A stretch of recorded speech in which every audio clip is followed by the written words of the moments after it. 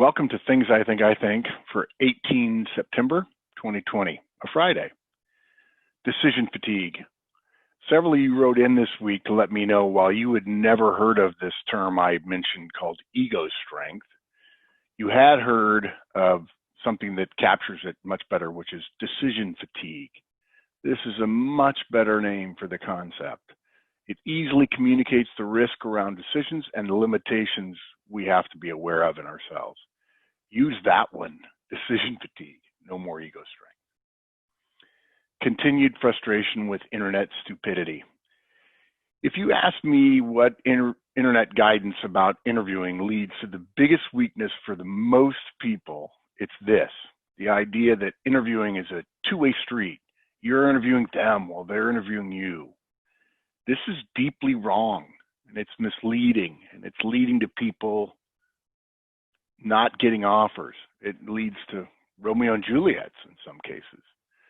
Yes, it's true that in order to accept an offer, the candidate does have to feel good about the company and the opportunity, but you shouldn't be trying to win an offer while simultaneously evaluating the company. The key there is simultaneously. There are two parts to a job search: getting offers, and then, and only then, taking offers. You can't take an offer you don't get, and you don't get as many if you're busy thinking about whether or not you would take an offer rather than using the time to convince the company to give you one. Win the offer and then evaluate. It's not a two-way street. It's not two things happening in parallel. It's two one-way streets in serial, one thing at a time. Internet gold. On the other side of things, the HBR, Harvard Business Review article, HR for Neophytes, is one of the very best articles I've ever read from managers and executives. It's very good from its very first sentence. Quote, "It's a worldwide trend that has been underway for nearly a decade. Responsibility for talent management is shifting from HR to frontline executives." And it was written in October 2013. I don't always agree with its author, Peter Capelli, but I respect him a lot. He knows a lot. I don't know if non-subscribers can get it, but it's good enough. That one article is good enough to justify subscribing, or if you can, go and buy it. Conference Speaker Series. Our session yesterday was one of my favorite experiences in the past 15 years at Manager Tools. We had 50 to 60 folks, I think, at one point, and the session lasted nearly 2 hours. It was scheduled for one, but the vast majority of folks stayed for nearly the full 2 hours. I spoke on executive decision-making.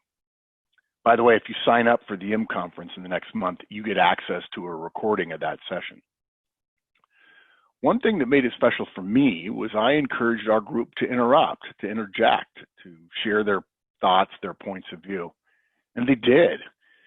Man, did it make things better for everyone. I just got a nice note from one of the attendees saying he was thrilled that Gerhard Gross, a longtime executive and friend of the firm and client of ours, offering to help him communicating with a particular group of people. And he was just astounded that someone like Gerhard could be in his community, in his network. And as part of our community, those people can be in your network. So often when I present, everyone just sits and listens and takes lots of copious notes. People tell me, no, I don't want to take away from what you might have to say. Nice, but some of that I'm sure comes from listening to our casts for years without the chance for interaction. So it's naturally sort of a passive thing.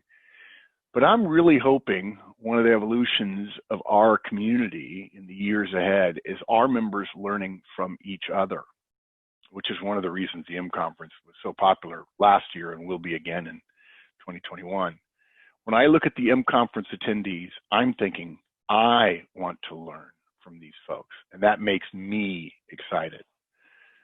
Lastly, I'll just share a special point that's not in the written version of things.